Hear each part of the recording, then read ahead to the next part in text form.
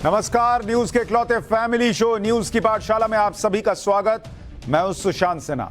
ये वो पाठशाला जहां सबकी क्लास लगती है और खबर का हर चैप्टर इतने विस्तार से खोलता हूं कि आप उस खबर के मास्टर होकर निकलते हैं। सबसे पहले आपको बताऊं आज कौन कौन सा चैप्टर खोलने वाला हूं। राहुल गांधी का मोदी विरोध मिटाने वाले मुसलमानों का चैप्टर लेकर आया हूं, आपको जरूर देखना चाहिए।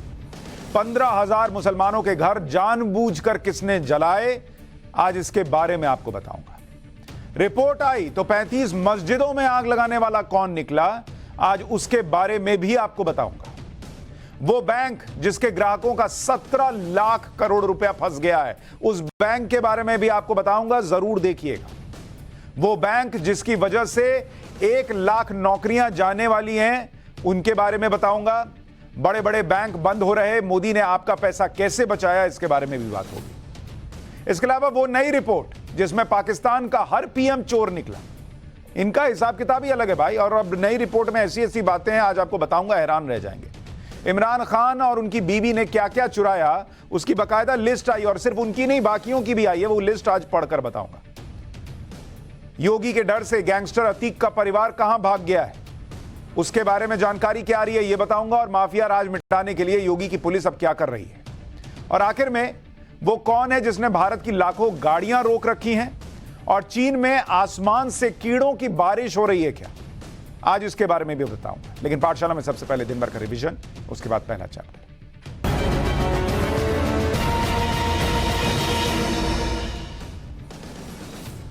राजस्थान में चुनाव होने, आम आदमी पार्टी ने भी अपनी ताकत दिखानी शुरू कर दी है। जयपुर में आज दिल्ली के मुख्यमंत्री अरविंद केजरीवाल, पंजाब के मुख्यमंत्री भगवंत मान, उन्होंने तिरंगा रैली निकाली। केजरीवाल ने कांग्रेस और बीजेपी को निशाने पर लिया, बोले एक ही पार्टी है, अशोक गहलोत और वसुंधरा राजे। ईडी और सीबीआई की छापेमारी से बढ़ के बिहार के डिप्टी सीएम तेजस्वी यादव आज बीजेपी पर जमकर हमला बोलते दिखे। तेजस्वी यादव ने अमित शाह को छापेमारी का डायरेक्टर बता दिया, कहा कि बीजेपी में तेजस्वी से लड़ने का दम नहीं है। तेजस्वी यादव ने छापेमारी की आड़ में अपने परिवार को परेशान किए जाने का आरोप लगाया। सुप्रीम कोर्ट ने समलैंगिक विवाह को कानूनी मान्यता देने का मामला संविधान पीठ को सौंप दिया है। अब 5 जज होंगे और उनकी संवैधानिक पीठ होगी जो 18 अप्रैल को इस मामले पर सुनवाई करेगी। केंद्र सरकार ने जो हलफनामा दिया उसमें समलैंगिक विवाह को मान्यता नहीं देने के लिए कह दिया। केंद्र सरकार की दलील है कि यह भारत की पारिवारिक व्यवस्था के खिलाफ है और इसमें कानूनी अड़चने भी हैं। पाकिस्तान के पूर्व पीएम इमरान खान पर गिरफ्तारी की तलवार लटक रही है। इस्लामाबाद की एक कोर्ट ने इमरान के खिलाफ गैर जमानती वारंट जारी कर दिया है। गिरफ्तारी के वारंट के बीच इमरान खान ने लाहौर में रैली के साथ अपने चुनावी अभियान की शुरुआत की। फिल्म RRR के नाटू नाटू ने नया इतिहास रच दिया। इस गाने को बेस्ट ओरिजिनल सॉन्ग कैटेगरी में ऑस्कर अवार्ड मिला। इसके अलावा शॉर्ट फिल्म कैटेगरी में भारत की फिल्म द एलिफेंट विस्पर्स ने ऑस्कर जीता। प्रधानमंत्री मोदी और अमित शाह समेत बॉलीवुड के कई दिग्गजों ने ऑस्कर जीतने वाली टीम को बधाई दी। अहमदाबाद में जो टेस्ट मैच चल रहा था वो ड्रॉ हो गया और टीम इंडिया ने बॉर्डर गावस्कर ट्रॉफी पर कब्जा कर लिया। भारत ने 4 टेस्ट मैचों की सीरीज 2-1 से अपने नाम कर ली है। इस मैच के ड्रॉ होने के पहले ही भारत ने वर्ल्ड टेस्ट चैंपियनशिप की फाइनल में भी जगह बना ली। ऐसा इसलिए हुआ क्योंकि न्यूजीलैंड ने श्रीलंका को टेस्ट मैच में 2 विकेट से हरा दिया। अब 7 जून को जो वर्ल्ड टेस्ट चैंपियनशिप का फाइनल होगा ना, वो भारत और ऑस्ट्रेलिया के बीच होगा। तो ये हो गया दिन भर का रिवीजन। अब पाठशाला की पहली क्लास, और इसमें उन मुसलमानों का चैप्टर जो राहुल गांधी का मोदी विरोध मिटा सकते हैं। आपको बताएंगे कि 15,000 मुसलमानों के घर जानबूझकर किसने जलाए, और जब रिपोर्ट आई तो 35 मस्जिदों में आग लगाने वाला कौन निकला।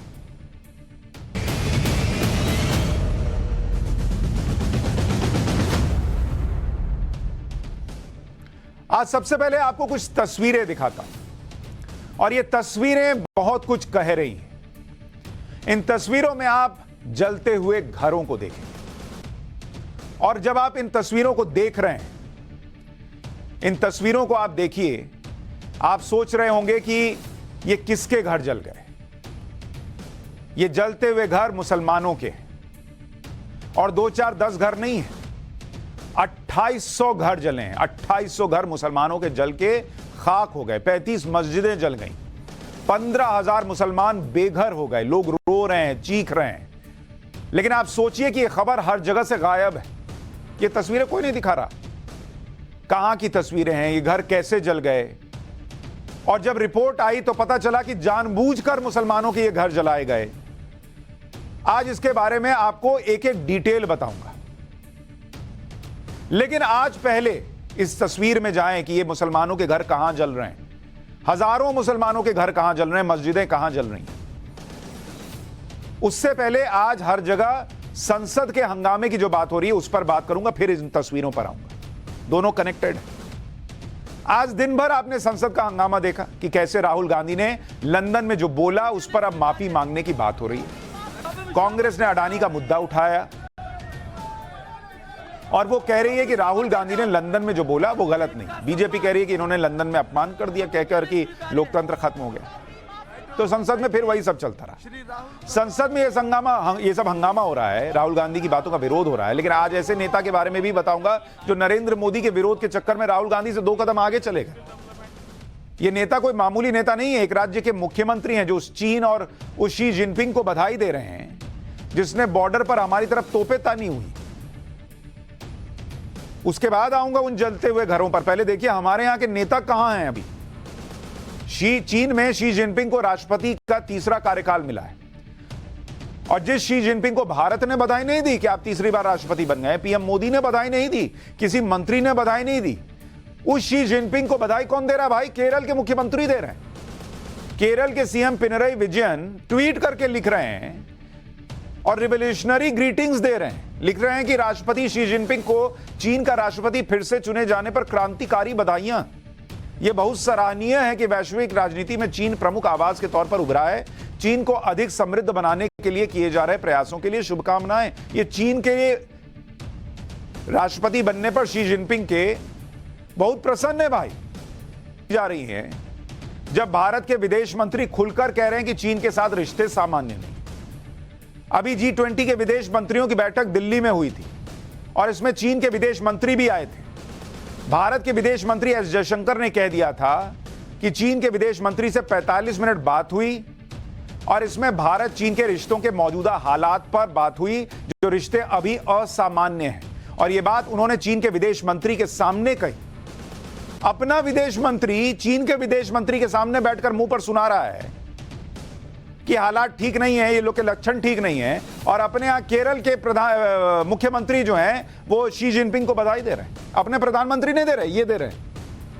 ये हमारे यहां पॉलिटिक्स चल रही है। चीन हमारे बॉर्डर पर तोप लेकर खड़ा है, जिनपिंग को 3रा टर्म मिल गया तो उसमें बधाई दें कि उससे सावधान रहें। लेकिन इस देश में कुछ नेताओं को यह हाल है कि नरेंद्र मोदी से दुश्मनी निकालने में देश के दुश्मन भी नजर नहीं आ रहे।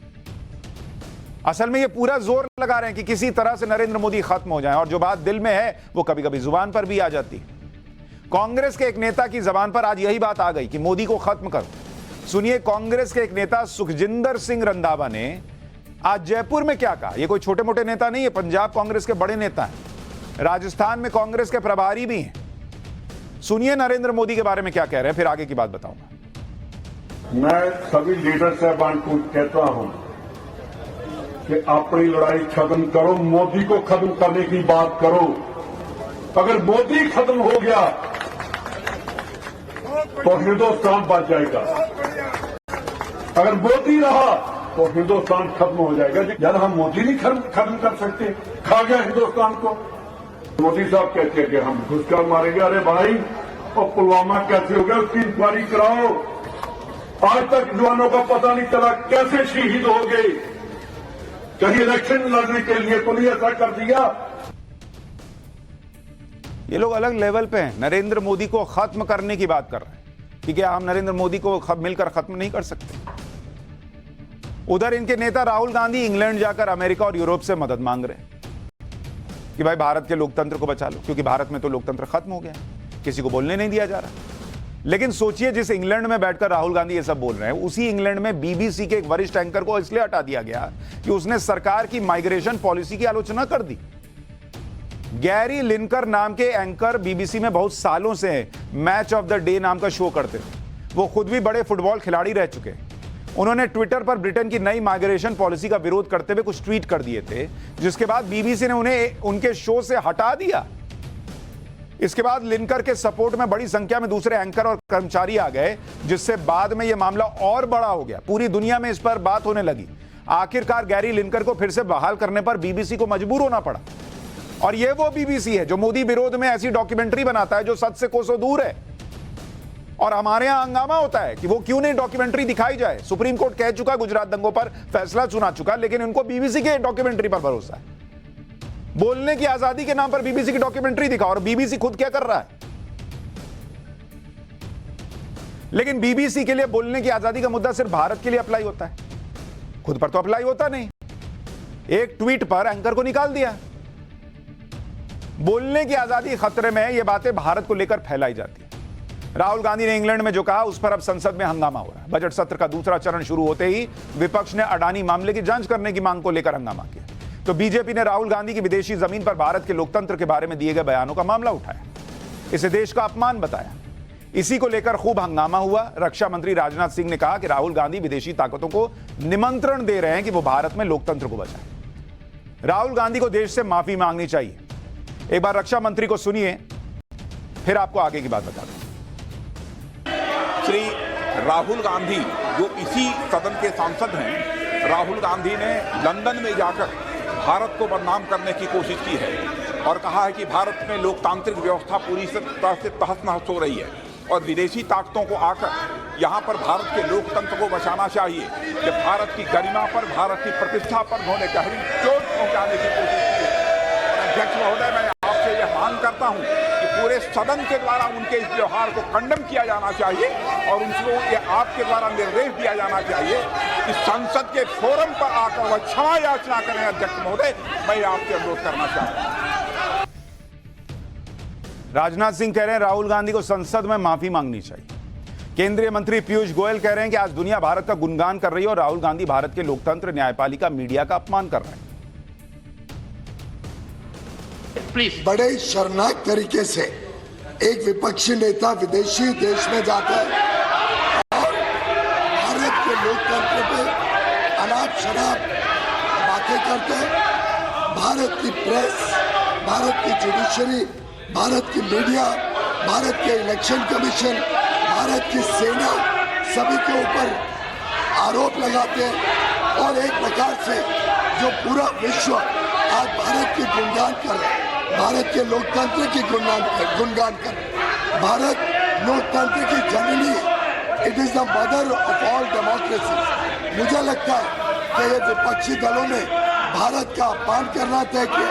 एक समाज सेवी संस्था को भी उसमें गलत अनाप शराब बातें कही गई। कहा गया जैसे प्रेस, जुडिशरी, सभी सिक्योरिटी एजेंसीज, इलेक्शन कमीशन कोई और कंट्रोल कर रहा है। इस प्रकार के गलत आरोप के लिए विपक्षी नेताओं ने और उन्होंने सदन में आके देशवासियों से माफी मांगनी चाहिए, देश की माफी मांगनी चाहिए, इस सदन की माफी मांगनी चाहिए। राहुल गांधी को लेकर संसद में खूब हंगामा हुआ, नारेबाजी की गई तो कांग्रेस अध्यक्ष मल्लिकार्जुन खड़गे ने राहुल गांधी का बचाव करते हुए पीएम मोदी पर निशाना साधा। खड़गे ने कहा कि भारत में जो कुछ चल रहा है उसके बारे में दुनिया जानती है। इस सदन का सदस्य नहीं है और वो दूसरे सदन के सदस्यों को यहाँ पर रेफर करके उनको टीका करना और पूरे कांग्रेस पार्टी के ऊपर टीका करना, ये जो लीडर ऑफ द हाउस है, इनके स्टेटमेंट को मैं कंडम करता हूँ। और उन्होंने कहा डेमोक्रेसी को जो नहीं है इस देश में, जो ये बार बार कह रहे हैं, यहाँ जो चल रहा है उस विषय के बारे में सारी दुनिया जानती है।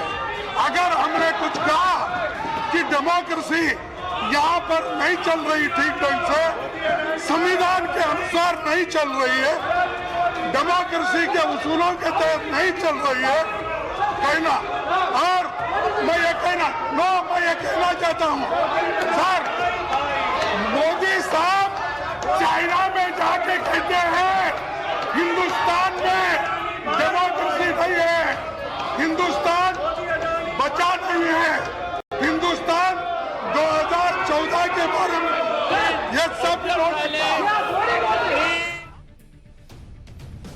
मल्लिकार्जुन खड़गे कह रहे हैं कि यहां डेमोक्रेसी ठीक से नहीं चल रही। राहुल गांधी तो बोले आए कि डेमोक्रेसी खत्म ही हो गई है, तो पहले तय कर लें कि ठीक से नहीं चल रही है या खत्म हो गई है। लेकिन सवाल इस बात का है, ये सारी बातें आपको इसलिए दिखाई कि आपको पता चले नेता क्या कह रहे हैं। और हर बार जब लोकतंत्र खत्म होने की बात होती है तो एक एंगल यह भी जोड़ दिया जाता है कि आजादी ही नहीं है बोलने की, और इस देश में मुसलमान अल्पसंख्यक खतरे में। मैं आपको दिखाता हूं कि इस देश में मुसलमान किस स्थिति में रहते हैं। आज आपको वो तस्वीर दिखाता हूं जो शुरू में दिखाई थी, जिस खबर की तस्वीरें आपको सबसे पहले दिखाई थी और जो खबर हर जगह से गायब है, उसके बारे में आज आपको जानना चाहिए कि 15,000 मुसलमानों के घर कैसे जल गए। और इतनी बड़ी संख्या में मुसलमानों के घर जले तो इस पर कोई बात क्यों नहीं कर रहा? इस पर कोई बात इसलिए नहीं कर रहा कि मुसलमानों के ये घर इंडिया में नहीं जले, ये बांग्लादेश में जले हैं, इसलिए कोई बात नहीं कर रहा। इंडिया में जल गए होते तो तूफान आ गया होता, तब तो पता नहीं राहुल गांधी और दूसरे नेता देश दुनिया के किस किस हिस्से में जाकर बोलाते कि लोकतंत्र खत्म हो गया, देखिए मुसलमानों के घर जल गए। लेकिन ये घर जले बांग्लादेश में, जहां बड़ी आबादी मुसलमानों की है। कुछ दिन पहले बांग्लादेश में रोहिंग्या बस्ती में आग लग गई थी, करीब 15,000 मुसलमान बेघर हो गए। घर की हालत देखिए क्या हो गई है, 15,000 मुसलमान बेघर हो गए। लेकिन ये बात बांग्लादेश की थी, मुसलमानों के देश में ही मुसलमानों के घर जले, इसलिए दुनिया में कहीं कोई बात ही नहीं हुई, कोई अरब मुल्क खड़ा नहीं हुआ, कोई इंडिया में हंगामा नहीं हुआ, किसी ओवैसी का दिल नहीं रोया। अगर यही भारत में एक कंकड़ चल गया होता तो हर जगह बवाल मच जाता, नरेंद्र मोदी के विरोध में दुनिया भर में दुष्प्रचार हो जाता, बीबीसी डॉक्यूमेंट्री ठोक चुका होता बॉस। राहुल गांधी फिर से लंदन चले गए होते ये बोलने के लिए कि भारत में कोई सुरक्षित नहीं है, लोकतंत्र खतरे में है, ऐसा भी हो सकता था। लेकिन आज इस खबर को सुनिए वहां क्या हुआ है। और रिपोर्ट भी आई है कि ये घर जले नहीं, जलाए गए, जानबूझकर जलाए गए। ये भी सुनिए, पिछले हफ्ते ही बांग्लादेश के रोहिंग्या रिफ्यूजी कैंप में, वही रोहिंग्या जिनको लेकर यहां बड़ा हंगामा होता है कि कैसे नहीं उनको बसने दिया जाएगा, और यहां जब उनको थ्रेट बताया जाता है तो हंगामा होता है। रोहिंग्यास का रिफ्यूजी कैंप लगा हुआ था, उसमें भीषण आग लग गई। उसके बारे में अब पता चला है कि यह आग जानबूझकर लगाई गई थी। जांच में यह सामने आया है। आगजनी की जांच कर रहे पैनल ने यह खुलासा किया कि रोहिंग्या रिफ्यूजी कैंप में 5 मार्च की दोपहर करीब 2:30 बजे आग लगी थी। 15,000 रोहिंग्या रिफ्यूजी बेघर हो गए। आग में 2800 अस्थायी कैंप जलकर खाक हो गए। दुनिया का सबसे बड़ा अस्थायी कैंप था ये। अच्छी बात यह रही कि आग में कोई हताहत नहीं हुआ, लेकिन यह आग बांग्लादेश के कॉक्स बाजार जिले के कैंप नंबर 11 में लगी। इतनी भीषण आग थी कि आग पर काबू पाने में 3 घंटे लग गए। स्कूल जल गया, क्लिनिक जल गई, 35 मस्जिदें जल गई भाई, 35 मॉस्क मस्जिदें जल गई। कहीं सुना आपने हंगामा? 21 लर्निंग सेंटर भी इसकी चपेट में आ गए। और अभी जलाया किसने वो भी बताऊंगा। बांग्लादेश में रोहिंग्या के जिस कैंप में आग लगी वो दुनिया का सबसे बड़ा रिफ्यूजी कैंप है। बांग्लादेश के दक्षिण पूर्वी तट के कॉकस बाजार में रोहिंग्याओं के लिए शरणार्थी शिविर बने। इस शिविर में 10 लाख रोहिंग्या मुसलमान रहते हैं। इनमें से ज्यादातर वो लोग हैं जो 2017 में म्यांमार से भागकर बांग्लादेश आ गए। रोहिंग्याओं के लिए यह रिफ्यूजी कैंप बांग्लादेश में अंतर्राष्ट्रीय सहयोग से चल रहा है। ये वो शिविर हैं जहां आग लगना आम बात हो गई है, क्योंकि बांस और तिरपाल से बने घरों में तेजी से आग फैल जाती है। घर भी एक दूसरे से जुड़े हुए हैं, इसलिए छोटी सी आग लगी तो बड़ी घटना में परिवर्तित हो जाती। पिछले महीने बांग्लादेश के रक्षा मंत्रालय की एक रिपोर्ट में कहा गया था कि जनवरी 2021 से लेकर, ये सुनिए, ये बातें आपको सुनाई नहीं देंगी क्योंकि ये मुसलमान जिनके घर जल गए ये इंडिया में नहीं है। जनवरी 2021 से लेकर दिसंबर 2022, यानी करीब 2 साल के अंदर जो रोहिंग्या शिविर हैं बांग्लादेश में, उसमें आग कितनों में लगी? उसमें आग लगी 222 घटनाएं हुई हैं। ये कोई मामूली बात है? 222 घटनाएं रोहिंग्याओं के शिविर में आग लगने की हो चुकी हैं। कोई चू चपड़ तक नहीं कर रहा। और यहां स्कूल का नियम बता दीजिए हिजाब पहनने के लिए, हिजाब पहन के न जाने, अंदर न जाने देने के लिए, तो इंडिया जो है वो बड़ा इनसिक्योर देश हो जाता है। जानबूझकर आग कितनों में लगी आपको पता है? इन 222 में से जानबूझकर जो आग लगाई गई, ऐसे 60 मामले थे, जानबूझ के घर जला दिए मुसलमानों के। मार्च 2021 में रोहिंग्या कैंप में सबसे भयानक आग लगी थी और उसमें, मार्च 2021 की घटना बता रहा हूं, उसमें 15 मौत हुई थी, 15 लोग मर गए थे और 50,000 लोग, 50,000 मुसलमान विस्थापित हो गए थे। यह हुआ बांग्लादेश में। पूरी की पूरी बस्ती में जो ब्लॉक था उसे आग ने अपनी चपेट में ले लिया था। ये इंडिया में हो जाता फिर देखते आप। रोहिंग्या कैंप में आग कैसे लगी, इसकी जांच के लिए 7 सदस्यीय कमेटी बनाई गई। कमेटी ने 150 चश्मदीदों से बात कर अपनी रिपोर्ट में यह बताया कि यह आग जानबूझकर साजिश के तहत लगाई गई। आग लगाने वाले आतंकी ग्रुप हैं जो रोहिंग्या कैंप में वर्चस्व के लिए लड़ते रहते हैं, मतलब अंदर ही अंदर यह लड़ाई चल रही है और वो आतंकी गुट हैं।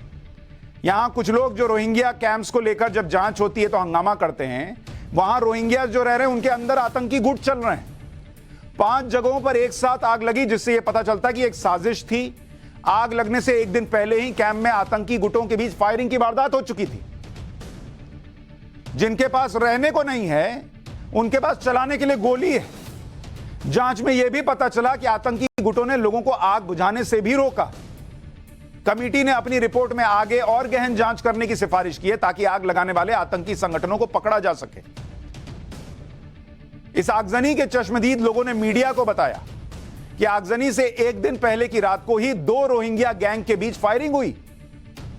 हमारे यहां कहते हैं बचा लो रोहिंग्यास को, ये आपस में ही गैंग है रोहिंग्यास का, वहां बांग्लादेश में वो आपस में फायरिंग कर रहे हैं, जो आग लगने से 2-3 घंटे से पहले तक जारी थी। कैंप में काम करने वाले लोकल रोहिंग्या नेता भी आगजनी के लिए रोहिंग्या आतंकियों के गैंग को जिम्मेदार ठहरा रहे हैं। कुछ लोगों ने पुलिस को बताया कि उन्होंने ARSA यानी अरकन रोहिंग्या साल्वेशन आर्मी के लोगों को फायरिंग करते हुए देखा। आगजनी के दौरान पुलिस ने एक रोहिंग्या को गिरफ्तार किया था जो शरणार्थी कैंप्स में आग लगा रहा था। अरकन रोहिंग्या साल्वेशन आर्मी खुद को विद्रोही ग्रुप बताता है जो रोहिंग्याओं के लिए लड़ता है। यही ग्रुप है जो म्यांमार के रखाइन प्रांत में हिंदुओं के नरसंहार का जिम्मेदार है और इसी ग्रुप के आतंकी बांग्लादेश और भारत में आतंकवादी गतिविधियों को अंजाम देने की साजिश रचते हैं। बांग्लादेश के रोहिंग्या शरणार्थी कैंप में हथियारबंद रोहिंग्या आतंकी के बीच वर्चस्व की लड़ाई एक बड़ी समस्या है और इन कैंप्स में कम से कम 10 आतंकी ग्रुप एक्टिव हैं जो आए दिन हिंसा करते हैं। पिछले 3 महीने में इन कैंप्स में 8 रोहिंग्या मारे जा चुके हैं। ये आपस में लड़ रहे हैं। शरणार्थी कैंप में इनको अपना वर्चस्व चाहिए और हमारे यहां कहते हैं कि बसा लो सारे रोहिंग्याओं को और उनके यहां जांच भी मत करो। रोहिंग्या आतंकियों का गैंग ड्रग्स और मानव तस्करी जैसे गैर कानूनी काम करता है। कैंप के अलग अलग हिस्सों में अपना कंट्रोल जमाने के लिए गैंग आपस में लड़ते हैं और इसी लड़ाई में एक गैंग वाले दूसरे गैंग के इलाके में आग लगा देते हैं और फिर उस आग को बुझाने भी नहीं देते। यानी एक मुस्लिम बहुल देश, वहां मुसलमानों की रहने की जगह, वहां वो आपस में ही लड़ जाएं, भिड़ जाएं, जला दें एक दूसरे के घर, उस पर कोई हंगामा नहीं होगा बॉस। लेकिन इंडिया, जो भारतीय मुसलमान जो हैं उनके लिए सबसे बेहतर जगह है, वहां कानून को फॉलो कराने के लिए अगर बुलडोजर चल जाए तो कहा जाता है मुसलमानों पर अत्याचार हो, चाहे हिंदू के ऊपर भी चल रहा हो, लेकिन नहीं, मुसलमानों पर क्यों चल रहा है? दुनिया भर में मुसलमान ही मुसलमानों पर अत्याचार कर रहे हैं। इसके कई उदाहरण। लेकिन राहुल गांधी दुनिया भर में और विपक्ष के नेता यहां पर मोदी विरोध में यह नैरेटिव चलाने की कोशिश करते हैं कि भारत में अल्पसंख्यक खतरे में, यहां लोकतंत्र नहीं बचा और बहुसंख्यक आबादी अल्पसंख्यकों को दबा रही है। लेकिन आज उन मुसलमानों की बात करना भी जरूरी है जो राहुल गांधी का मोदी विरोध मिटा देंगे। एक तो ये बांग्लादेश के मुसलमानों को देखें राहुल गांधी, लोकतंत्र खत्म होना किसको कहते हैं, रोहिंग्या कैंप्स में किस तरह के खतरे होते हैं। जिस सऊदी अरब की तरफ दुनिया भर के मुसलमान देखते हैं, जिस सऊदी अरब को दुनिया भर के मुसलमान मानते हैं, वहां रमजान के पवित्र महीने की शुरुआत से पहले कई तरह के नए नियमों का ऐलान हुआ, लेकिन कोई हंगामा नहीं हुआ। ये इंडिया में हो जाता, अभी सुनिए एक एक बात, इंडिया में हो जाता तो देखते फिर क्या तमाशा होता। सऊदी अरब ने अपने यहां मस्जिदों से लाउडस्पीकर की आवाज को कम करने के लिए कह दिया कि धीरे आवाज रहनी चाहिए। अजान के प्रसारण पर रोक लगा दी है। इबादत के लिए आने वालों पर नजर रखना है और जो इबादत के लिए आ रहे हैं वो अपने साथ आईडी प्रूफ वाले डॉक्यूमेंट लेकर आएंगे। अब आप सोचिए, इंडिया में कोई मस्जिद में आईडी प्रूफ मांग लेगा, ओ भाई साहब, उस दिन सोचिए क्या ही ये लोग अभी कहते हैं लोकतंत्र खत्म हो गया, तब तो क्या ही होगा। इंडिया में नहीं मांगते हैं, वहां मांग रहे हैं सऊदी अरब में। इन नए नियमों को सऊदी अरब में इस्लामिक मामलों के मंत्रालय ने जारी किया है। 10 पॉइंट के नियमों में मस्जिदों को रोजेदारों के लिए भोजन बनाने के लिए चंदा लेने पर रोक लगा दी गई। नए नियमों में यह भी कहा गया है कि रोजेदारों के लिए बनने वाला खाना मस्जिद परिसर के खास इलाके में ही बनेगा, मस्जिद के अंदर नहीं बनेगा। मस्जिद के अंदर फोटोग्राफी पर रोक लगा दी गई है। रोजेदारों को बच्चों को मस्जिद के अंदर लाने पर रोक लगाई गई है। हमारे यहां सोच लीजिए, इनमें से एक करके दिखा दे, कोई एक करके दिखा दे, उसके बाद हो जाएगा हिंदू राष्ट्र बन गया, मोदी ने यह कर दिया, मुसलमानों को दबा दिया। यह इस देश के मुसलमानों को देखना चाहिए कि सऊदी अरब में क्या हो रहा है, बांग्लादेश में क्या हो रहा है, और आपके साथ आपके अपने देश में कितना बेहतर व्यवहार होता है। हालांकि मुस्लिम जगत में इन नई गाइडलाइंस का विरोध हो रहा है। उनका कहना है कि सऊदी अरब में आने वाले ये बदलाव सऊदी की नई पहचान बन रहे हैं, वो पहचान जिसमें इस्लाम प्राथमिकता में नहीं है। यह कहा जा रहा है कि सऊदी अरब के क्राउन प्रिंस मोहम्मद बिन सलमान पब्लिक लाइफ से इस्लाम को दूर कर रहे हैं। नए नियमों का समर्थन करते हुए सऊदी अरब की सरकार ने कहा है कि इन नियमों से मस्जिद की पवित्रता और साफ सफाई बनी रहेगी। प्रार्थना के प्रसारण पर रोक और वीडियो बनाने पर इसलिए रोक लगाई गई है ताकि इसका गलत इस्तेमाल ना हो सके। लेकिन जो विरोध हो रहा है वो उस तरह का नहीं है जैसा अगर इंडिया में हो गया होता तो होगा। राहुल गांधी हो या विपक्ष के दूसरे नेता, ये हमेशा दूसरे देशों के मॉडल और वहां के लोकतंत्र की दुहाई देते हैं और नरेंद्र मोदी को टारगेट करते हैं। लेकिन जिन देशों की ये बात करते हैं वहां के मॉडल में कैसे एक बैंक में ग्राहकों का 17 लाख करोड़ रुपया भी फंस गया है, उसका भी चैप्टर आपको दिखाता हूं, जिसकी वजह से लाखों नौकरियां जाएंगी। इसमें आपको यह भी बताएंगे कि जब बड़े बड़े बैंक बंद हो रहे हैं तो नरेंद्र मोदी ने आपका पैसा कैसे बचाया है, जरा वो भी देखिए।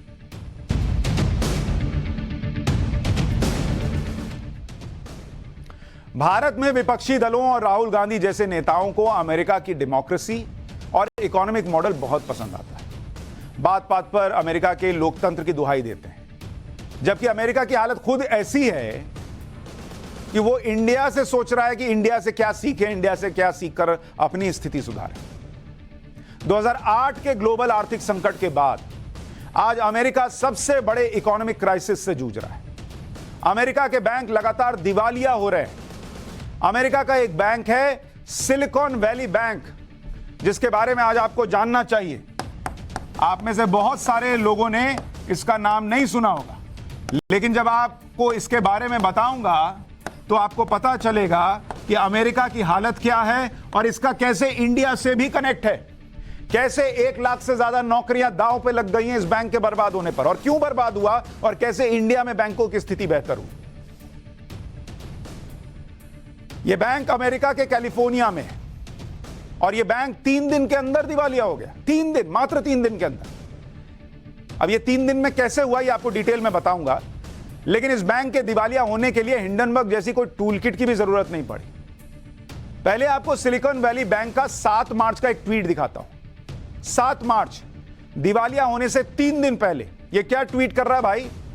Proud to be on Forbes annual ranking of America's best banks for the 5th straight year and to have also been named to the publication's inaugural financial all-stars list. यानी फोर्ब्स मैगजीन द्वारा जारी America के best bank की ranking में लगातार 5वें साल शामिल होना हमारे लिए गर्व की बात है। साथ ही फोर्ब्स की inaugural financial all stars list में शामिल होना भी गर्व का विषय है। यह ट्वीट 7 मार्च को सिलिकॉन वैली बैंक ने किया और 10 मार्च तक अमेरिका का यह 16वां सबसे बड़ा बैंक बर्बाद हो गया। एक तो बॉस, ये फोर्ब्स वालों से कोई पूछे कि 7 तारीख को जिसे तुम बता रहे थे कि बहुत शानदार बैंक है, 5 साल से रौला काटे हुए है, वो 10 मार्च को बंद हो गया और 3 दिन पहले तुमको वो चमकता सितारा दिख रहा था। ये फोर्ब्स वाले क्या रेटिंग जारी करते हैं, क्या रैंकिंग जारी करते हैं? ये रैंकिंग है। 7 तारीख को जिसको चीता बता रहे हो वो 10 तारीख को चूहा निकला। और ये फोर्ब्स की रैंकिंग दिखा दिखा के क्या क्या ना कमाल होते हैं और क्या क्या ना चर्चा होती है। लेकिन अमेरिका का सिलिकॉन वैली बैंक किस तरह से बर्बाद हुआ, आपको यह भी जानना चाहिए। सिलिकॉन वैली बैंक मुख्य तौर पर क्या करता है, ये जो स्टार्टअप्स होते हैं, नई नई कंपनियां खुलती हैं और जो टेक कंपनियां होती हैं, टेक्नोलॉजी से जुड़ी हुई, इनको लोन देता है। 2021 में सिलिकॉन वैली बैंक ने दावा किया था कि उसने अमेरिका के 50% जो टेक स्टार्टअप थे उनको लोन दिया था कि लीजिए अपना बिजनेस चलाइए, शुरू कीजिए। 2022 में सिलिकॉन वैली बैंक के पास $209 बिलियन यानी 17 लाख करोड़ रुपए से ज्यादा की संपत्ति थी। 2022 में सिलिकॉन वैली बैंक के पास $175 बिलियन यानी 14 लाख करोड़ रुपए से ज्यादा जमा राशि थी। इतना पैसा उसके बैंक में जमा था। अब आप कहेंगे बॉस, जिसके पास 14 लाख करोड़ था वो बर्बाद कैसे हो गया? यही तो आज आपको सुनना चाहिए और पता चलेगा कि फिर इंडिया में आपका पैसा कैसे सुरक्षित है। इस 14 लाख करोड़ में से 89% से ज्यादा की रकम इंश्योर्ड नहीं थी। यहां तक कि सिलिकॉन वैली बैंक के हालात ठीक थे, लेकिन बैंक की निवेश नीतियां और अमेरिकी फेडरल रिजर्व यानी अमेरिका का आरबीआई, जैसे अपने यहां आरबीआई हो है, रिजर्व बैंक ऑफ इंडिया, वैसे अमेरिका में क्या है, फेडरल रिजर्व बोलते हैं उसको, उसके इंटरेस्ट रेट ने मामला खराब कर दिया।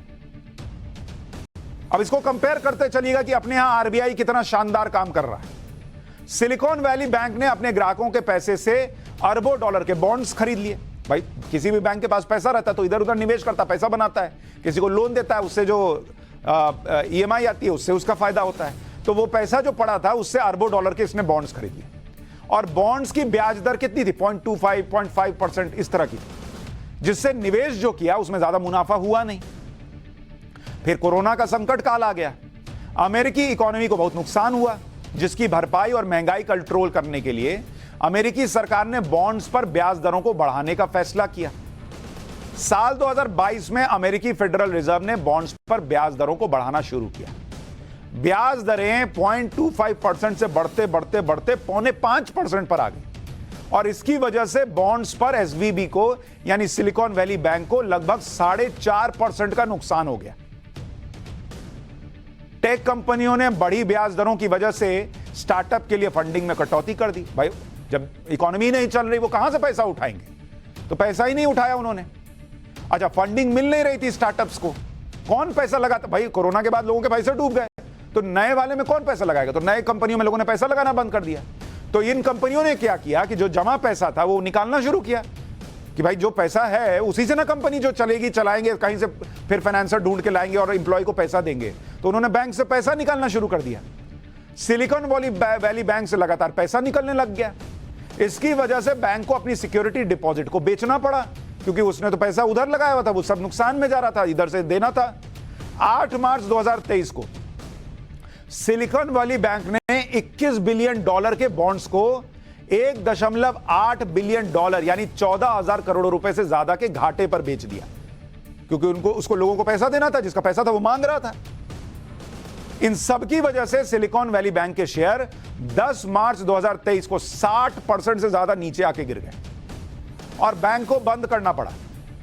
कैलिफोर्निया और मैसाचुसेट्स में सिलिकॉन वैली बैंक की 17 ब्रांच हैं, सब बंद, खत्म। सिलिकॉन वैली बैंक के शेयर धड़ाम से गिरे तो अमेरिकी सरकार हरकत में आई।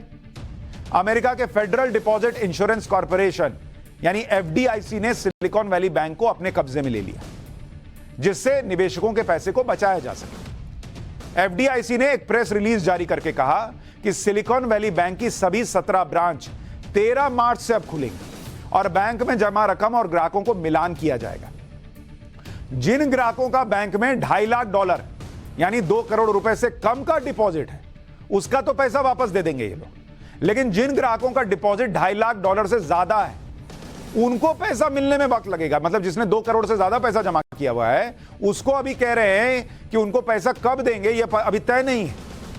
अच्छा, लोगों से कह रहे हैं कि जिसने लोन ले रखा है तुम लोन का पेमेंट करते रहो वैसे ही जैसे पहले कर रहे थे, उसमें कोई बदलाव नहीं होगा।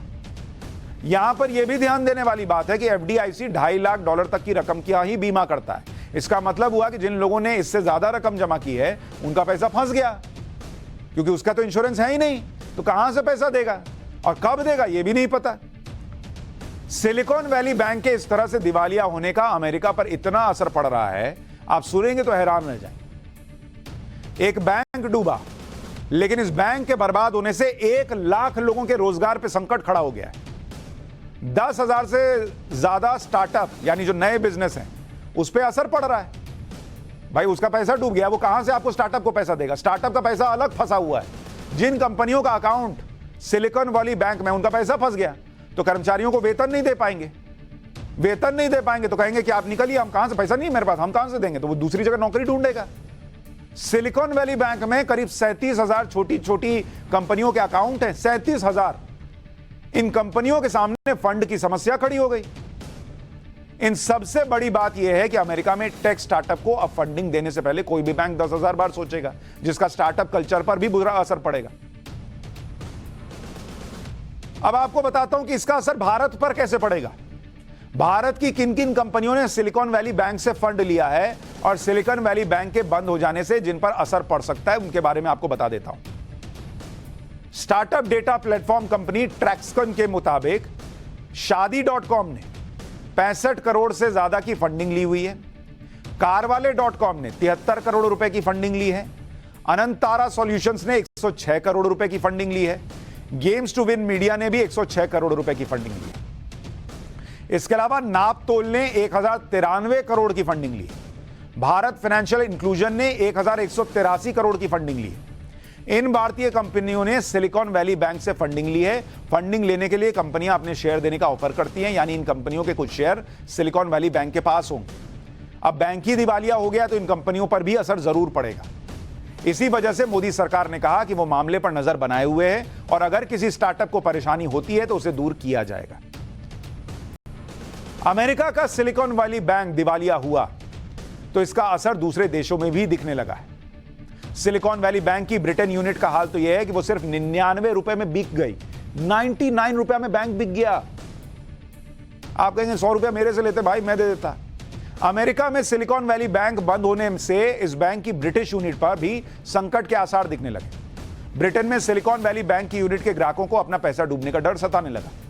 ब्रिटिश ग्राहकों के पैसों को सुरक्षित रखने के लिए ब्रिटेन की सरकार एक्टिव हुई। बैंक ऑफ इंग्लैंड की देखरेख में सिलिकॉन वैली बैंक की ब्रिटिश यूनिट को HSBC बैंक ने खरीद लिया।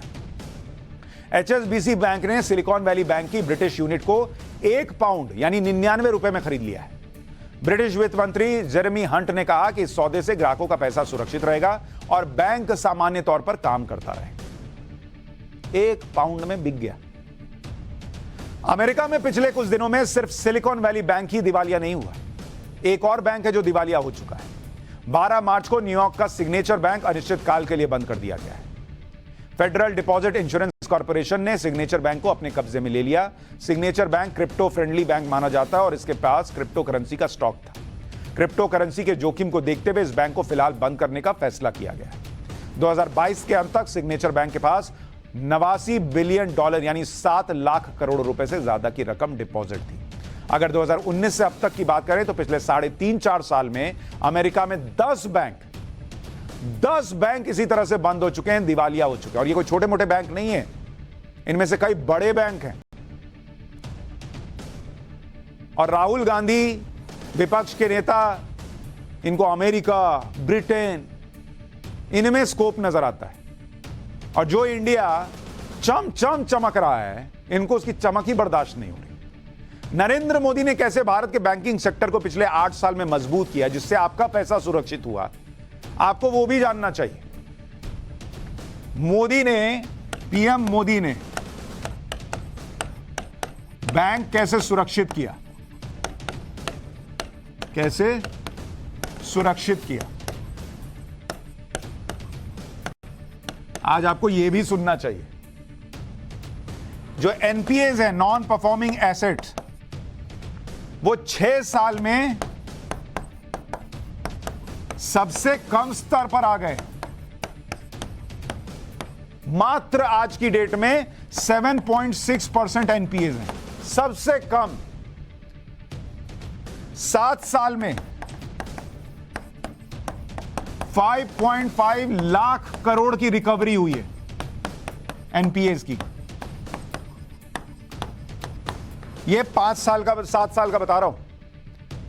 बैंक का capital to risk weighted asset ratio, CRAR कहते हैं, ये बेहतर हुआ है और ये 14.6% पर पहुंच गया है। मार्च 2022 तक का आंकड़ा है। ये CRAR एक ऐसा रेशियो है जिससे पता चलता है कि जो अमाउंट बैंक में है वो कितनी सेफ है। बैंकों को 5 करोड़ रुपए से ज्यादा के लोन की जानकारी RBI को देनी पड़ती है और RBI इसकी निगरानी करता है। खाता धारकों के पैसे की सुरक्षा के लिए पहले इंश्योर्ड अमाउंट 1 लाख रुपए थी, उसे बढ़ाकर नरेंद्र मोदी सरकार ने 5 लाख रुपए किया गया।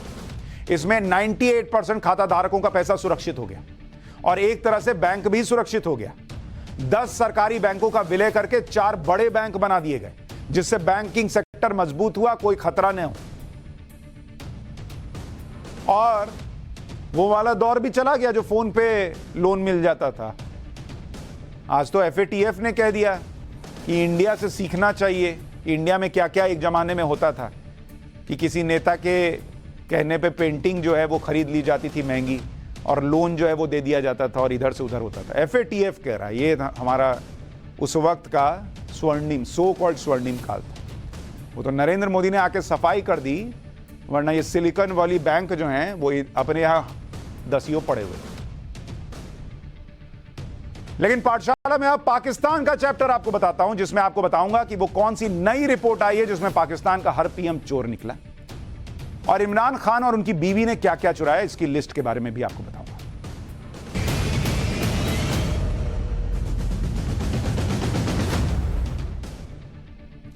पाकिस्तान के नेताओं की गिफ्ट वाली चोरी का पूरा पर्चा खुल गया। इसमें नए से लेकर पुराने तक सब नेताओं के नाम है। कोई किसी ने छोड़ा नहीं है भाई चोरी के मामले में। मतलब होड़ लगी है पाकिस्तान की, तुम ज्यादा चुराओगे, मैं ज्यादा चुराऊंगा देश का माल। अपने कार्यकाल में विदेशों से मिले महंगे गिफ्ट को या तो नाम मात्र के पैसे देकर या फ्री ऑफ कॉस्ट इन्होंने अपने पास कैसे रख लिया, इसकी बाकायदा नई लिस्ट आई है। इनमें 2018 से 2021 के बीच इमरान खान को मिली कम से कम 5 रोलेक्स की घड़ियां हैं। बहुत महंगी घड़ी आती है भाई।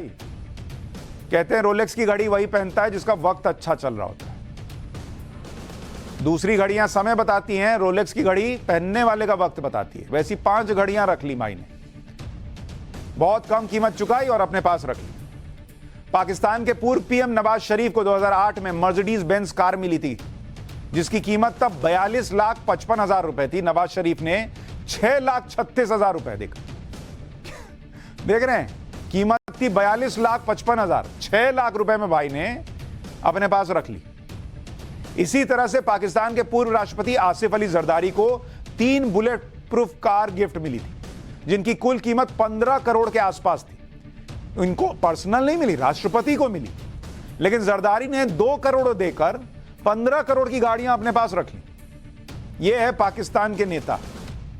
इनकी रगों में काटिएगा तो खून की जगह चोरी बहती, चोर बहता है, चोरी करने का जज्बा बहता है। इनके यहां लोगों को लिखना चाहिए मेरा PM चोर है। इमरान खान को एक बार 4 ऐसे गिफ्ट मिले थे जिनकी कीमत 10 करोड़ रुपए से ज्यादा की थी, लेकिन इमरान खान से सितंबर 2018 में सिर्फ 2 करोड़ रुपए में ही सरकारी खजाने में जमा करके चारों गिफ्ट्स अपने पास रख ली। इन 4 गिफ्ट में क्या क्या था? ग्राफ की घड़ी थी जो 18 कैरेट गोल्ड और डायमंड की बनी हुई थी। इसकी कीमत 8.5 करोड़ रुपए थी, 8 करोड़ 50 लाख रुपए की। कफलिंग्स के पेयर थे जिसकी कीमत 56,70,000 रुपए थी। एक पेन था जिसकी कीमत 15 लाख रुपए थी। एक रिंग थी जिसकी कीमत 87,50,000 रुपए की थी। मतलब करीब 9-10 करोड़ का माल जो है वो 1-8 करोड़ में इन्होंने अपने पास समेट लिया।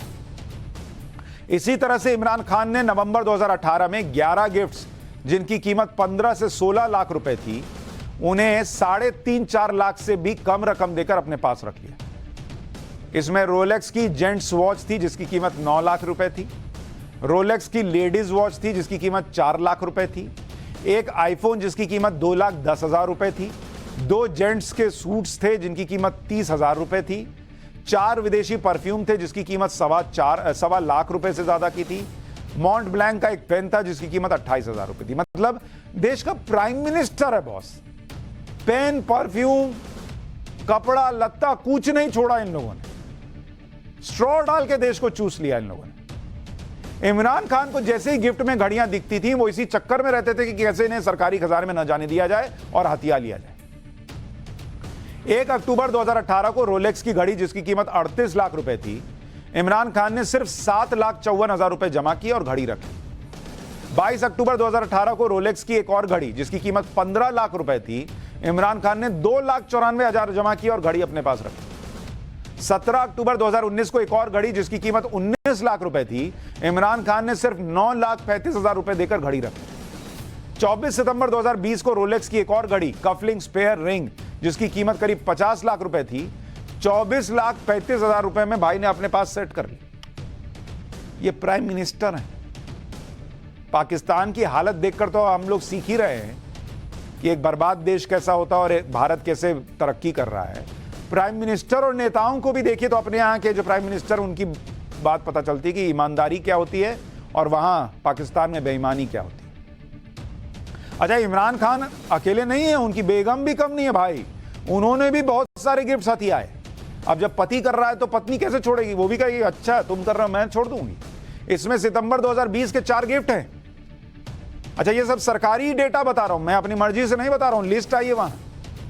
एक नेकलेस जिसकी कीमत 1,09,70,000 रुपए थी, एक ब्रेसलेट जिसकी कीमत 24,30,000 रुपए थी, एक रिंग जो 28,36,000 का था, ईयर रिंग का पेयर जिसकी कीमत 18,56,000 रुपए थी, 1.5 करोड़ से ज्यादा की ज्वेलरी इमरान खान की बेगम ने सिर्फ 90,31,000 रुपए देकर अपने पास रखी। दुनिया ने इनकी आंख के अलावा चेहरा देखा ही नहीं है। इतना ज्वेलरी का करती क्या भगवान जाने। इसी तरह से मई 2021 में इमरान खान की बेगम को एक नेकलेस जिसकी कीमत 13,59,000 रुपए थी, एक ब्रेसलेट जिसकी कीमत 40 लाख रुपए थी, एक रिंग जिसकी कीमत 2.25 लाख रुपए थी और ईयर रिंग्स का जोड़ा जिसकी कीमत 2,75,000 रुपए थी। 29 लाख रुपए देकर इमरान खान की पत्नी ने अपने पास रख लिया। पति तो पति, पत्नी माशाअल्लाह। पाकिस्तान के पूर्व राष्ट्रपति आसिफ अली जरदारी का भी सुन लीजिए। उन्हें बुलेट प्रूफ कार्स का शौक था। वो गिफ्ट में जो भी बुलेट प्रूफ कार मिलती थी उसे अपने पास रख लेते थे। जरदारी को 2009 में bullet proof BMW 760 Li white security version car 2008 model gift में मिली। 5,78,00,000 रुपए की गाड़ी थी भाई। इसी के साथ जरदारी को एक bullet proof Toyota Lexus LX 470 security version, यह भी कार मिली। इसकी कीमत भी 5 करोड़ रुपए थी। तो दोनों मिला दीजिए तो करीब 11 करोड़ रुपए की ये 2 बुलेट प्रूफ कार थी। जरदारी साहब ने 11 करोड़ की कार को 1,61,00,000 रुपए देकर अपने पास रख लिया। इसके अलावा 2009 में ही जरदारी को bullet proof BMW 760 Li white security version car 2004 model gift में मिली थी जिसकी कीमत 2,73,00,000 रुपए थी। 2,73,00,000 रुपए की बुलेट प्रूफ कार को इन्होंने कितने में लिया होगा पता है? 40,99,000 रुपए जमा किए और बोला कार की चाबी दो, ये हुई हमारी, और ये पैसा लो, ये हुआ तुम्हारा। अरे सर ये तो कम है। तो क्या हुआ, हम ही हम हैं, हो गया। तो ये पाकिस्तान के चोर राष्ट्रपति और चोर प्रधानमंत्री और उनके परिवार का कच्चा चिट्ठा है जो वहीं खुला है, हमने नहीं तैयार किया। तोशा खाना जिसको कहते हैं, जिसमें सरकारी गिफ्ट रहता है, उसका हिसाब किताब है। पाठशाला में अब स्पेशल क्लास जिसमें आपको बताऊंगा वो कौन है जिसने भारत की लाखों गाड़ियां रोक रखी।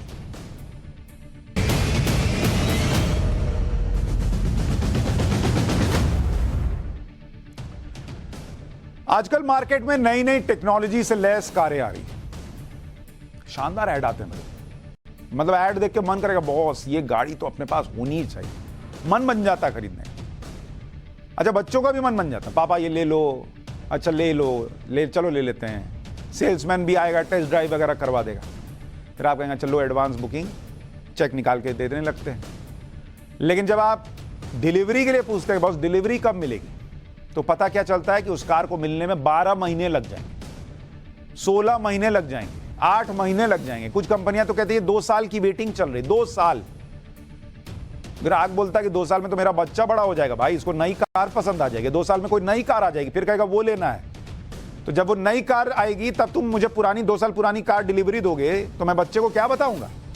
कुछ लोग कहते हैं कि भारत के बाजार में तो हर 6 महीने में नई टेक्नोलॉजी वाली कार आ जाती है, लेकिन ये अकेले आपके साथ नहीं हो रहा। लगभग हर कार कंपनी का भारत में यही हाल है। और भारत की इकोनॉमी चूंकि ठीक चल रही है, लोगों के पास पैसा है, सबको गाड़ी खरीदनी है, तो गाड़ी सब खरीद रहे हैं, लेकिन गाड़ी रुकी पड़ी है। कार डिलीवरी के लिए तैयार है, लेकिन सेमीकंडक्टर चिप की वजह से कार की सप्लाई रुकी हुई है। यह सेमीकंडक्टर चिप ने लोगों का जो सपना है अपनी कार का, उसको खराब किया हुआ है। कार कंपनियां भी क्या करें, उन्हें भी आगे से सेमीकंडक्टर की सप्लाई नहीं मिल रही चिप की। कार को सुरक्षा और सुविधा से लैस बनाती है यही चिप। सेमीकंडक्टर वाली चिप की कमी की वजह से भारत में कारों के प्रोडक्शन पर अच्छा खासा असर पड़ा है। जबकि कार की डिमांड है, लोगों के पास पैसा है, लोग कह रहे हैं लो ना भाई, मेरे से 10,000 एक्स्ट्रा लो, जल्दी दो। वो कह रहे सर कहां से दे, कार ही नहीं बन के आ रही, देंगे कहां से। कारों के लिए सेमीकंडक्टर चिप की कमी के लिए कहा गया था कि कोरोना की वजह से यह कमी आई है, लेकिन अब तो कोरोना गया, बहुत दिन हो गए, लेकिन फिर भी सप्लाई पूरी तरह शुरू नहीं हुई है। कोरोना के अलावा भी चिप की सप्लाई से जुड़े कई कारण हैं, उसके बारे में भी बताऊंगा, लेकिन पहले यह बता दूं कि किस कंपनी की कितनी कारों पर वेटिंग चल रही है। अभी आप सुनिएगा तो आपको दिमाग जो है वो झन्ना जाएगा। कारों की वेटिंग सुनिए। मारुति सबसे ज्यादा तो इसी की कार बिकती है। मारुति की कितनी कार वेटिंग लिस्ट में चल रही है पता है? 3,69,000 कारें जो हैं वो वेटिंग लिस्ट में अभी बिक गई हैं, बुकिंग हो गई है, लेकिन अभी डिलीवरी नहीं हो पा रही। महिंद्रा जिसकी गाड़ियां आजकल बहुत बिक रही हैं, इसकी 1,30,000 कार की यूनिट जो है वो अभी पेंडिंग चल रही, लाइन लगी हुई है। इसी तरह से देखिए ह्यूंडई, इसकी 1,10,000 कार जो है वो पेंडिंग चल रही है। टाटा मोटर, टाटा की 1,00,000 कार वेटिंग में चल रही है। किया, ये तूने क्या किया, लोगों को लटका दिया, बेचारा वो क्या करेगा किया, सबको सेमीकंडक्टर चिप ही नहीं, कहां से देगा भाई। मर्सिडीज की 7,000 कार, अब इसका लाख में थोड़ी है, इतना पैसा लोगों के पास नहीं है मर्सिडीज की लाखों कार कर, लेकिन उसकी भी 7,000 कार अटकी पड़ी है। मतलब करीब 3-3.5 लाख से ऊपर, इधर 3, 4, 5, 6, 6.5 और उधर मिला 7-8 लाख कार तो फंसी हुई है। अगर कार के मॉडल्स की वेटिंग के बारे में आप जानेंगे तो हैरान रह जाएंगे। कार की वेटिंग, अच्छा ये सुनिए, अभी तो ये कितनी कारों की संख्या अटकी है ये सुनिए, कितने दिन बाद मिलेगी, कितने दिन की वेटिंग है। वेटिंग सुनिए, मतलब आप जाएंगे और कहेंगे कि मुझे महिंद्रा की थार लेनी है, तो वो क्या बोलेगा आपको पता है? ओके बॉस चेक दे दीजिए। फिर आप कहेंगे कब लेने आऊं, तो वो आपसे कहेगा 17 महीने बाद आइएगा। मतलब पहले मिल जाएगी, अब किसी ने बीच में कैंसिल करा लिया, कुछ करा लिया, लेकिन वेटिंग आज की डेट में महिंद्रा थार की 17 महीने की चल रही है, मतलब लगभग 1.5 साल। एक है टोयोटा की, इसका नाम है हाई क्रॉस, इसकी वेटिंग कितनी चल रही है? 18 महीने, 1.5 साल, 18 महीने की वेटिंग चल रही है।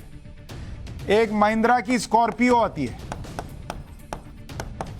स्कॉर्पियो, ये 15 महीने, मतलब हो सकता है महिंद्रा वाले आपको ये कहें कि थोड़ा जल्दी लेना है तो स्कॉर्पियो ले लीजिए, 15 में आएगी, वो 17 में आ रही है। एक है XUV 700, इसकी वेटिंग चल रही है 11 महीने की। 11 महीने भाई, लोग जुगाड़ लगाते हैं, फोन करते हैं कि कुछ जल्दी हो जाता तो। एक है क्रेटा, ह्यूंडई की क्रेटा, इसकी वेटिंग चल रही है 8 महीने की। एक ग्रैंड विटारा आती है मारुति की, इसकी वेटिंग चल रही है 7 महीने की। ये नए मॉडल लॉन्च हुए हैं। हालत यह है कि इन गाड़ियों से पहले तो अपने यहां बच्चा आ जाता है, देख रहे हैं 9 महीने में बच्चा आता, गाड़ी आने में 18 महीना लग रहा है। भारत में सबसे ज्यादा कार बेचने वाली कंपनी मारुति सुजुकी की स्थिति है कि उसके पास 3,69,000 गाड़ियों की पेंडिंग बुकिंग। मारुति के मॉडल के हिसाब से बताऊं तो अर्टिगा 94,000, ब्रेजा 61,500, ग्रैंड विटारा 37,000 गाड़ियों का ऑर्डर बैकलॉग में चल रहा है। मारुति की पुरानी सप्लाई रुकी हुई है, नई कारों की भारी डिमांड है। मारुति की नई कार जिम्नी ये 22,000 और फ्रॉन्क्स 12,000 हो चुकी। सेमीकंडक्टर चिप की सप्लाई है ही नहीं तो गाड़ियों की सप्लाई पर असर पड़ रहा है। पिछले साल अक्टूबर से दिसंबर के बीच मारुति को 46,000 कारों की सप्लाई का नुकसान हुआ था ऑटो एक्सपर्ट्स के मुताबिक सेमीकंडक्टर चिप की कमी अगले साल 2024 तक बनी रह सकती है। इसलिए आप कार खरीदने से पहले पूछ लीजिए कि भैया कितना टाइम लगेगा। कई बार सेल्समैन कह देते हैं 2-4 महीने में होना जाएगी सर, लोग कैंसिल वैंसिल करेंगे तो हो जाएगा, लेकिन कई बार उससे ज्यादा समय लग रहा है। जो लोग ये नहीं जानते कि एक छोटी सी चिप का काम क्या है और ये कार में किस तरह से काम करती है, उन्हें पहले इसके बारे में बताता हूं। कुछ साल पहले तक सेमीकंडक्टर की समस्या नहीं थी क्योंकि कारों में इसका इस्तेमाल बहुत कम था, लेकिन जैसे जैसे सुविधा बढ़ी, सुरक्षा के फीचर बढ़ाए गए, वैसे ही कारों में इसका इस्तेमाल बढ़ गया। जिन फीचर्स के लिए चिप बहुत जरूरी है, जो आपकी कार को स्मार्ट बनाते हैं, उन फीचर्स में एक हो गया पावर स्टीयरिंग, एयरबैग का जो अलर्ट होता है, ब्रेकिंग सिस्टम हो गया, डिजिटल कॉकपिट हो गया, इंफोटेनमेंट सिस्टम हो गया, जो आजकल बड़ी बड़ी स्क्रीन लगी रहती है, वो इंफोटेनमेंट सिस्टम के लिए भी सिलिकॉन चिप लगता है। ये देखिए गाड़ी में कहां कहां लगा होता है। टायर प्रेशर मॉनिटरिंग आजकल गाड़ियों में होता है, वो पहले ही बता देगा कि हवा कम है या ज्यादा, आप चेक कर सकते हैं, पेट्रोल पंप जाके चेक कराने की जरूरत नहीं। ये सारे फीचर आपकी कार को स्मार्ट और सेफ बनाते हैं। लेकिन सेफ तो बनाते हैं, उसमें कुछ लगेगा ना बॉस, ऐसे थोड़ी कि कार को कान में बोल दी कि तुम ये बता देना। उसमें लगाते हैं चिप, वही चिप मिल नहीं रहा। आसान शब्दों में कहा जाए तो सेमीकंडक्टर चिप को इलेक्ट्रॉनिक उपकरणों का दिमाग कहा जाता है। अगर कार में उसका दिमाग ना हो या कम हो तो गड़बड़ हो जाएगी। कम कैसे होगी? नहीं होगी। कम क्या, थोड़ी दो चिप कम लगा के बेच देंगे। इंसान थोड़ी है कि दिमाग कम और ज्यादा होगा, नहीं होगा। आजकल कार कंपनियां भी माइलेज से ज्यादा अपने एडवांस फीचर के नाम पर कार बेच रही हैं, जो सेमीकंडक्टर के बिना संभव नहीं है। अब सवाल यह कि सप्लाई रुकी हुई क्यों? भाई पहले इसके बनाने के प्रोसेस को समझिएगा, तब आपको पता चलेगा कि सप्लाई क्यों रुकी हुई है।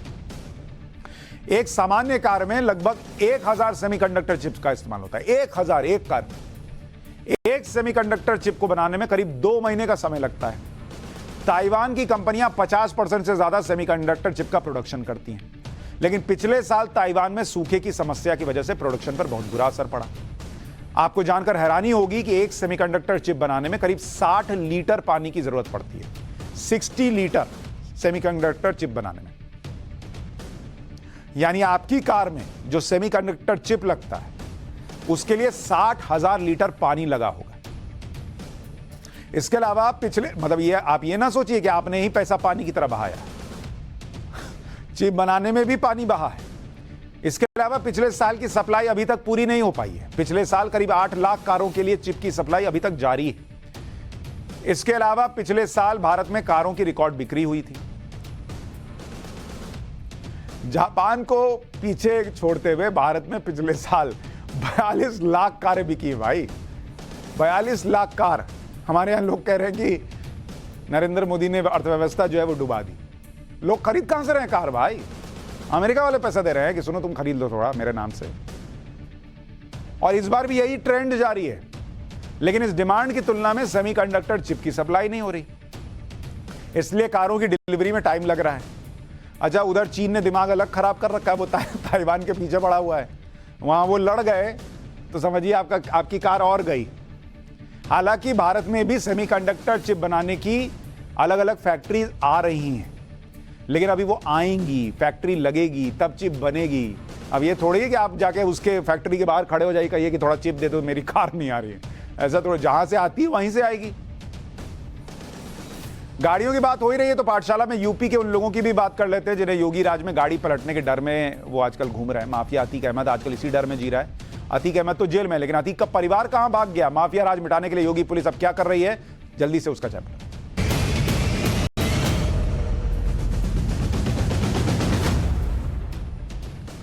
उमेश पाल हत्याकांड को 15 दिन हो गए हैं और इन 15 दिनों में योगी सरकार के ताबड़तोड़ एक्शन से माफिया अतीक अहमद के परिवार की मुश्किलें बढ़ गई। हत्याकांड के तार नेपाल से जुड़ चुके हैं। गिरफ्तारी के डर से अतीक के परिवार के नेपाल भाग जाने की आशंका जताई जा रही है। अतीक के बेटे असद के भी नेपाल में मौजूद होने की खबरें हैं, जो उमेश पाल हत्याकांड में मुख्य शूटर के तौर पर आरोपी है। यूपी पुलिस के सूत्रों के मुताबिक अतीक के बेटे असद की तलाश में पुलिस की 2 टीमों ने पिछले 2 दिनों से नेपाल में डेरा डाला हुआ है। यूपी पुलिस की एक टीम नेपाल की राजधानी काठमांडू में असद की तलाश कर रही है, जबकि दूसरी टीम पोखरा और उसके आसपास के इलाकों में असद की तलाश कर रही है। खबर है कि 2.5 लाख का इनाम घोषित होने के बाद से असद नेपाल में कहीं छिप गया है। उमेश पाल हत्याकांड के आरोपियों को दबोचने के लिए सबसे बड़ा सर्च ऑपरेशन जारी है। हत्याकांड के 7 आरोपियों में 2 को एनकाउंटर में ढेर किया जा चुका 5 शूटर अब भी फरार हैं, जिनकी तलाश में 5 राज्यों में छापेमारी चल रही है। उमेश पाल मर्डर केस में अब माफिया डॉन अतीक अहमद की बीवी शाइस्ता परवीन भी वांटेड की लिस्ट में आ गई। पुलिस ने शाइस्ता पर 25,000 रुपए का इनाम घोषित कर दिया, जो हत्याकांड के बाद से फरार है। शाइस्ता परवीन ने गिरफ्तारी से बचने के लिए आज प्रयागराज की अदालत में अर्जी दी, जिस पर 15 मार्च को सुनवाई हुई।